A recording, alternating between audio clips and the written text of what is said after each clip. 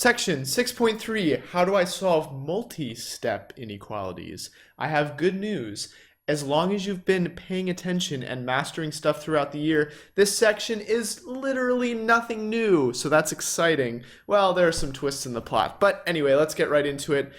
Essential question, how do I handle multi-step inequalities? The simple short answer is exactly like multi-step equations, except we have graphing to do at the end, because we can treat the inequalities just like equations, as we've already seen.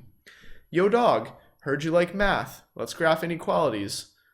Okay, guy, let's do it. First of all, solve and graph this. Now, we have seen equations like this. There are x's on this side. There are x's on this side. There are numbers on this side. There are numbers on this side.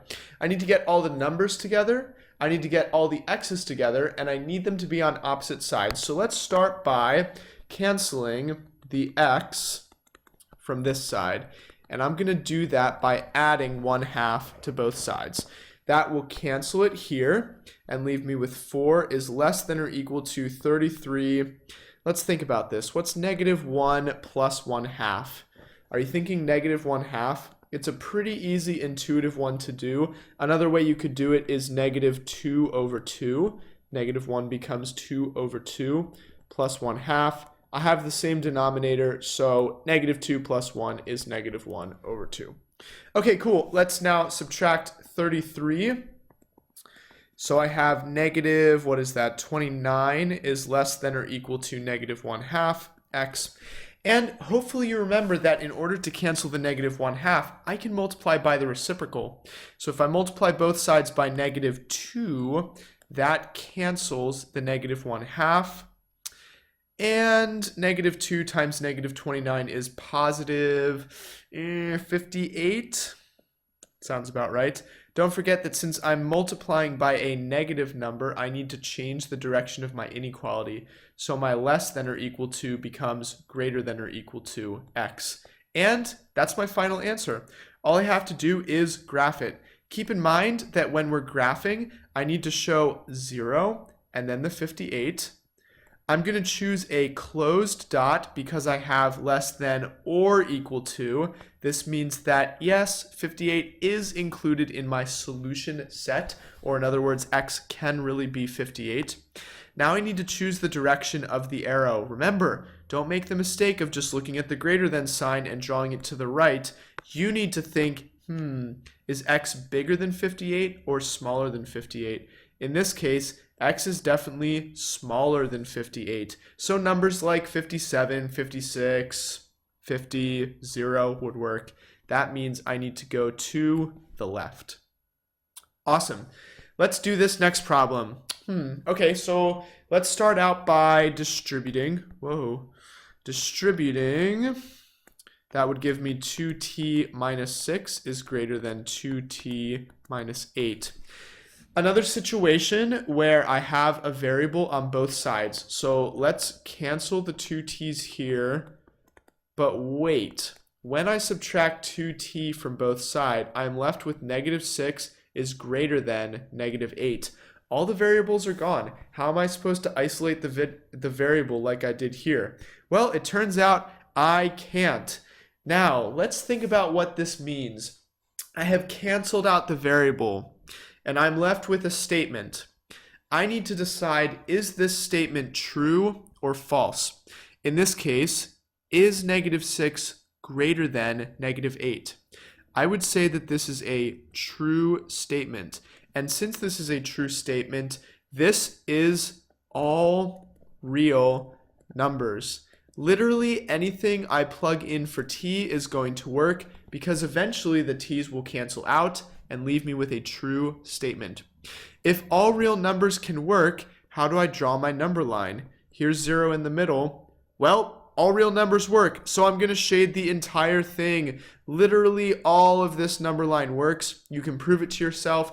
Any t that you plug in is going to give a true answer. Literally any single one. I'll just plug in, for example, 1. Plug it in 1 here, plug it in 1 here. On the left-hand side, I have 2 times, in the parentheses, 1 minus 3 is -2. That's negative 4. On the right-hand side, I have 2 times 1, which is 2. 2 minus 8 is negative 6. Is negative 6 greater than negative 4? It is! It's a true statement. And I think I said it backwards, but it's written correctly here. It's a true statement. So all real numbers work. Literally anything I plug in for t is going to work.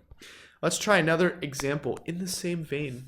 There's some simplification I can do. First of all, on the left-hand side, I can definitely subtract 4 minus 3. Let's combine those like terms. That leaves me with 1. And then I have the plus 9y greater than or equal to. Let's distribute on this right-hand side because I need to kind of combine things and I need to cancel parentheses before I can take the steps of getting the variables on the same side. Let's cancel the 9y from this side, but oh look, just like in the last problem, now I have no more variable. I need to decide, is my statement true or false? Because the variable's canceled, all I can have is all real numbers, or since 1 is definitely not greater than 6, since I have a false statement, this is a no solution because the variable's canceled out and I was left with a false statement. That means literally whatever I plug in for y is going to make a false statement. It's not going to work. You can keep trying and trying and trying, but nothing will work for y. How do I graph this? There's 0 in the middle. What should I shade? Well, because I have no solution, can I shade anything? This certainly doesn't work. This doesn't work. This doesn't work. So forget those. I can literally shade nothing. Just leave a blank number line as your answer. It's weird, but what you're showing is that there is no solution. Well, that's all I have for you. And the reason I kept this video so short is because we've learned this before, and we've learned this before, and we've learned this before. All we're doing is we're putting the inequalities together with these complicated equations. Just a summary, if you end up with a true statement and no variables, just like example 2, you have a situation where you have all real numbers work in your solution. Since all real numbers work, you're going to draw a number line and shade all of it. However, if you end up with a false statement and no variables, like example 3, you have a no solution. And you should draw a number line that's blank because literally nothing on the number line works. Hope you enjoyed this lesson, and I hope that this meme motivated you. That's all I have for you. Take care.